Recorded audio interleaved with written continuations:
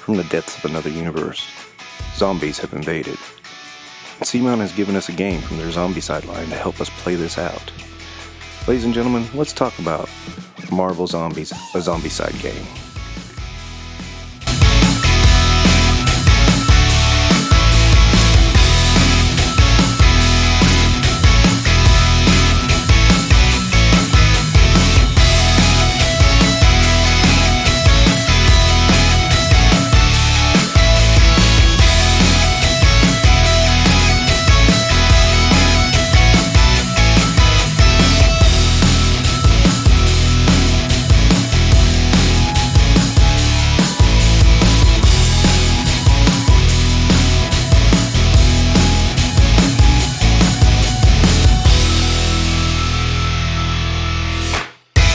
So this is a bit different for Infinite Realms. Not really a review, just more or less I was looking around and I saw this coming up, Marvel Zombies, a Zombicide game. Keeping in mind, I've not played too much Zombicide. Really my only experience with Zombicide is I ordered a box set from a miniature market on their winter sale. $10. I was expecting maybe 8 to 10 miniatures. It turned out there was 24 zombie miniatures in it, and I was very pleasantly surprised. So, but I saw a lot of buzz about this, and I noticed a lot of negativity. So I did want to approach this a little differently because I'm seeing something completely different than a lot of people are. So apologies, I know a lot of people are used to people basically scrolling through while they're talking. That aspect of my computer is not cooperating very well with me, so I'm going to show some stills instead from the Kickstarter, but I did want to talk about it for a little bit. There's a few complaints I want to address, and I'm approaching this not from the typical board gamer perspective, which I realize that's a big community, and I'm not trying to knock that community in any way, shape, or form. I'm approaching this from a miniature collector's perspective, and that's looking at things differently, and I looked at the He-Man game differently too because of that. But I'll get down to what I'm talking about in just a sec. So one of the big things here is the price point, and I get that. So in order to get, now the basic pledge is $130 for the main game.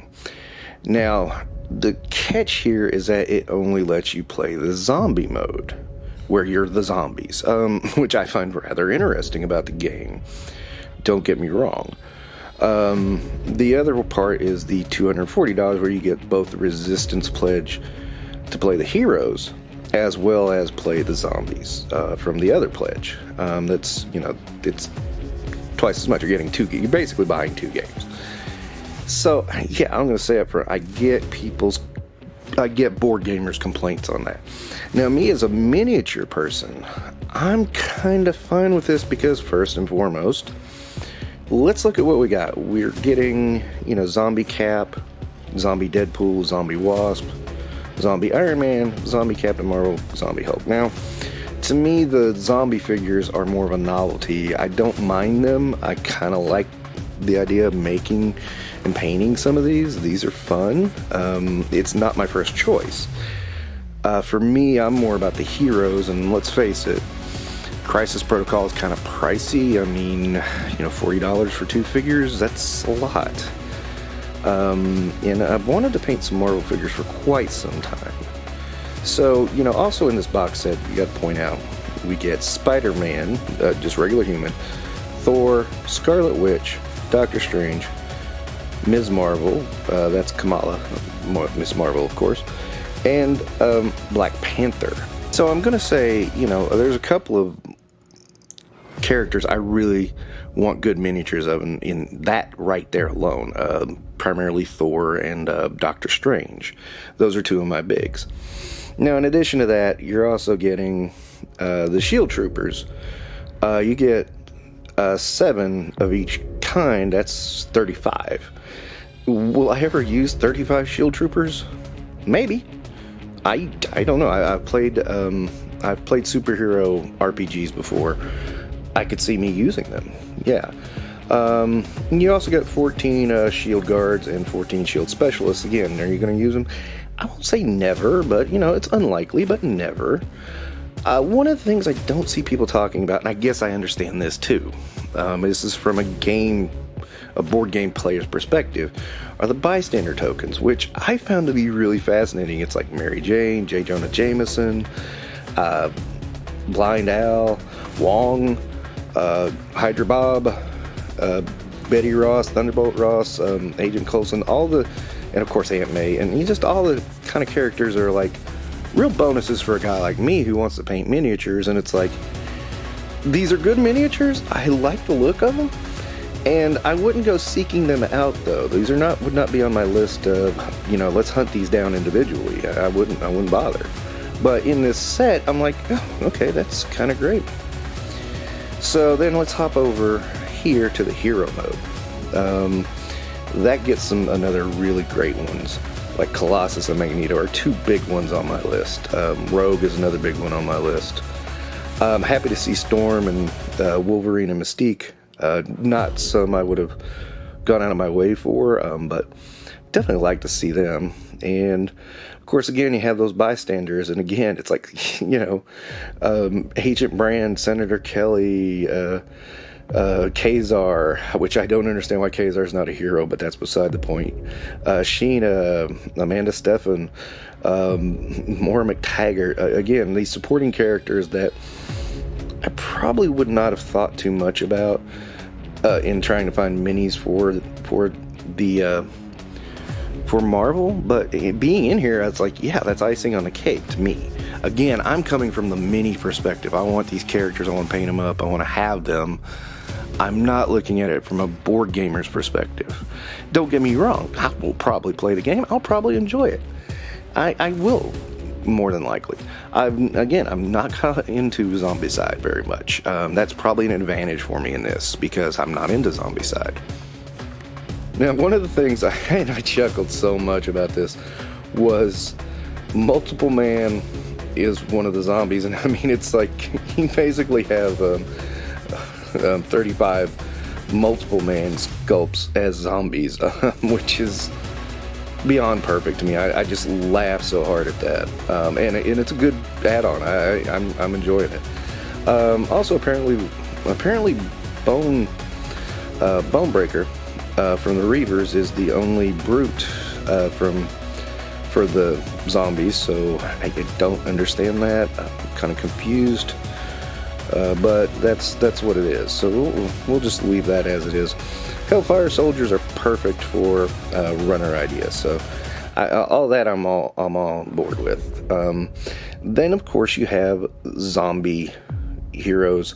Iceman, Juggernaut, Cyclops. I love that sculpt where he's holding his own head, even though I know zombie logic says no. I just think it's funny. Dark Phoenix, and I just recently noticed all the skeletons that are in her fire. I was like, ooh, that's nice. There's Psylocke and Sabretooth. And of course, that one comes with a map of the X Mansion. Again, I'm gonna play this game, but I'm just talking about minis for right now.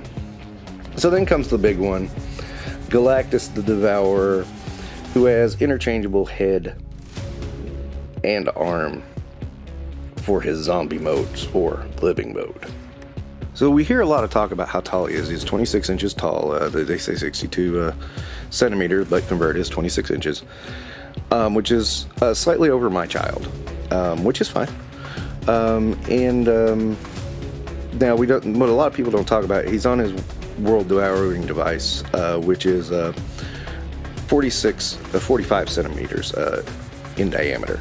That's a huge base. So I mean, he's big all around. Now, I do admit I'm not going to jump onto this one. I mean, it's a nice novelty, but Galactus, I've always been a little hesitant on anyway. So it's not like a must-have. I can see people's complaint though. He's like $180. He's pretty expensive. He's also pretty elaborate. Now the downside of this is that causes me to miss out on the Silver Surfer. This Silver Surfer is not a must-have for me. He's a nice add-on. I enjoy the character. I would like to have the zombie version too, but, oh well. That's, where I kind of sit. So that's kind of where we're at. So just doing the math on this, the resistance pledge, roughly, it works out to be about $1 a miniature. A little bit more than that, and that's not terrible. It's pretty good. Now on Galactus again, he is 26 inches tall. Now HeroClix had a couple of Galactus miniatures. One was 17 inches tall. The other one, I couldn't get an accurate measurement, but it was around, it says over a foot tall, so this is significantly larger. Again, it's not something that appeals to me, though. I'm not a huge Galactus fan. I get why some people like Galactus, but I think Galactus is kind of a one-trick pony, and I don't see the appeal of getting this big boy just to have the zombie version and everything. Again, that Silver Surfer is kind of a downer to miss out on, because I do like that Silver Surfer, but not in my must-have list. So that, for me as a miniature guy, I think the Resistance Pledge is where I might stick to. Again, what am I going to do with 35 shield agents? You never know. I come up with tons of stuff. And the same thing with the Resistance box and, so many multiple man zombies. I'm sure I can find uses for those as well in a zombie horde. One modern looking one isn't going to kill anything, I don't think. It's, non-representative zombies, so yeah. And, I do like the novelty of these zombie heroes and villains. That's kind of fun. It's kind of an extra icing on the cake, because it's like, those are kind of cool and novel in a way. It's going to be fun to paint them. I wouldn't be as excited. If it was just them, I wouldn't be as excited as I would be for, the regular hero versions really appeal to me more than the zombie versions, but the zombie versions are nice, so I'm going to say that up front too. And, talking about stretch goals, we've got Luke Cage, both zombie and regular, Beast, both zombie and regular, Winter Soldier, both zombie and regular, Moon Knight, Daredevil, and regular Doctor Doom. All bonuses. The next one to hit is going to be Zombie Kingpin, and so that's going to be fun. Now the other one is the $50 Fantastic Four pledge. I am a huge old school Fantastic Four fan. Love the old comics. And I get why some people in the modern era might not get that, because that was so long ago and it was so innovative at its time. But I still have an affection for the Fantastic Four, and I'm really hoping Marvel Cinematic Universe gives us something really great with that. But the Thing is one of my all-time favorites, one of my first favorite characters in Marvel or comics in general. And, of course, he's even better with the others. And then we get Zombie, and some of these are so cool. Zombie Black Bolt holding Medusa's head is so hilarious. I love it.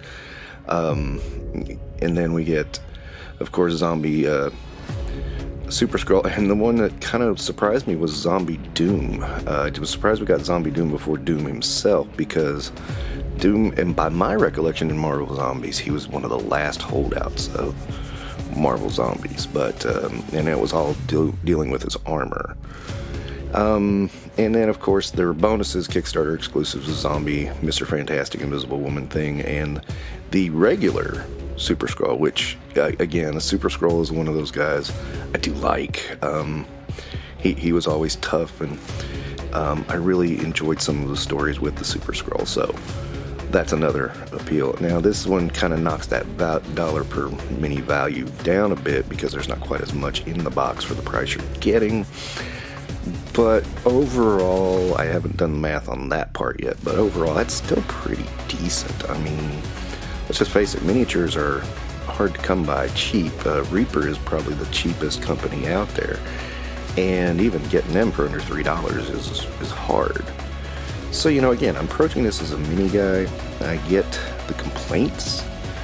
And let me just address some complaints. One of the big ones is the game play. And this is one I perfectly understand. So let me get on that.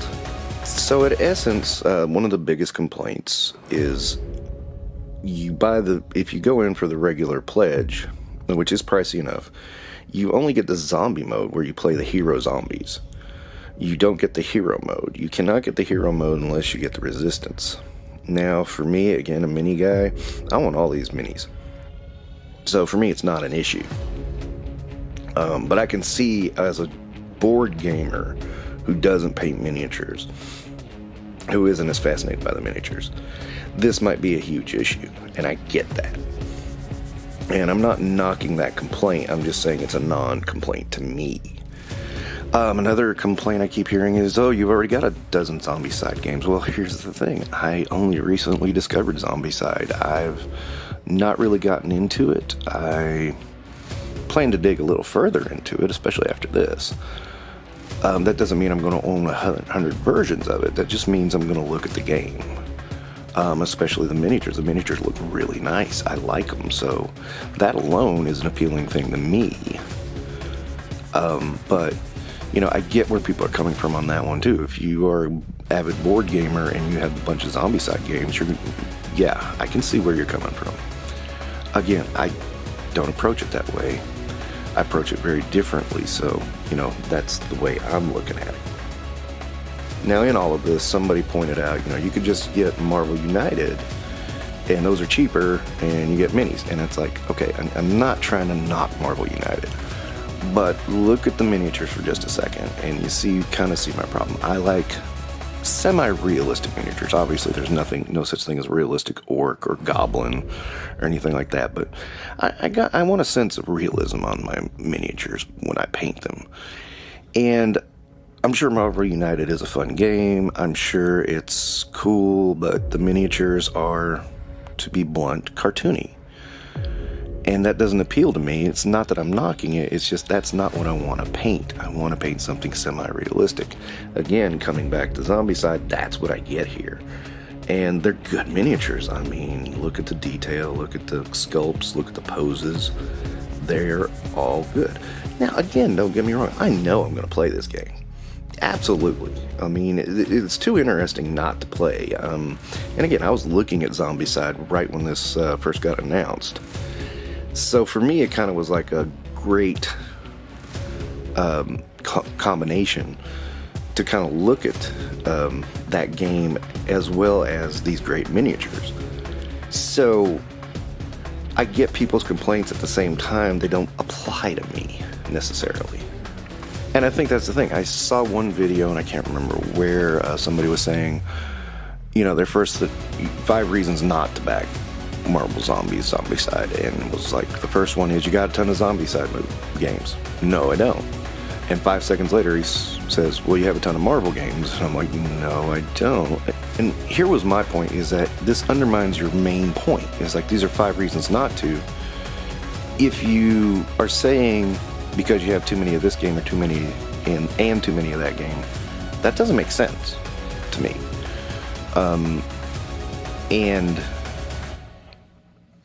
I don't know if there's like a disconnect. Is like, we're all in the gaming communities, and I do notice there's a separation. It's like, there's RPG guys, there's wargaming guys, and then there's like board game guys and gals. I should not say guys, but that's beside the point, isn't it? Let's move on.